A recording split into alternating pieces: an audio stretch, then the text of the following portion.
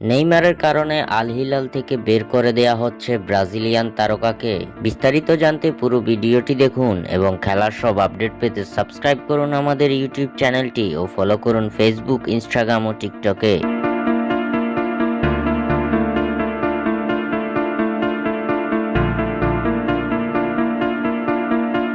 দীর্ঘদিনের ইনজুরি কাটিয়ে মাঠে ফেরার দিনক্ষণ গুনছে ব্রাজিলিয়ান সুপারস্টার নেইমার জুনিয়র। সম্পূর্ণ ফিট হয়ে মাঠে ফেরার জন্য অনুশীলনে ঘাম ঝরাচ্ছেন নেইমার। তবে মাঠে ফেরার আগে সৌদি ফুটবলের নিয়মের বেড়া জালে পড়তে হয়েছিল নেইমার ও তার ক্লাব আল হিলালকে। সৌদি আরবের ফুটবল ফেডারেশনের নিয়ম অনুযায়ী স্কোয়াডে সর্বোচ্চ ৮ জন বিদেশি খেলোয়াড় অন্তর্ভুক্ত করতে পারবে দলগুলো। তবে আল হিলালে বর্তমানে বিদেশি খেলোয়াড়ের সংখ্যা রয়েছে ১০ জন, যার কারণে আল হিলাল ক্লাবের হয়ে নেইমারের খেলা নিয়ে তৈরি হয়েছিল শঙ্কা।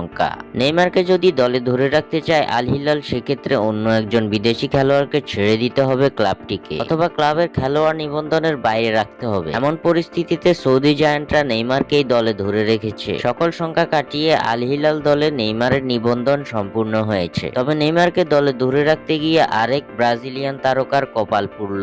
ব্রাজিলিয়ান লেফট ব্যাক রেনান লোদিকে আল হিলাল দলে নিবন্ধিত করা হয়নি, কারণ নেইমারকে অন্তর্ভুক্ত করে দলে ৮ জনের কোটা সম্পূর্ণ করেছে ক্লাবটি, যার কারণে লোদিকে রাখা হয়েছে দলের নিবন্ধনের বাইরে।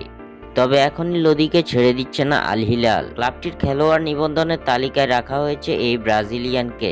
এএফসি চ্যাম্পিয়ন্স লিগ পর্যন্ত লোদিকে তালিকায় রাখবে আল হিলাল। অন্যদিকে রাউন্ড 6 থেকেই নেইমারকে দেখা যাবে আল হিলালের জার্সি গায়ে। স্বাক্ষর থেকে সাদবিন ইসলাম।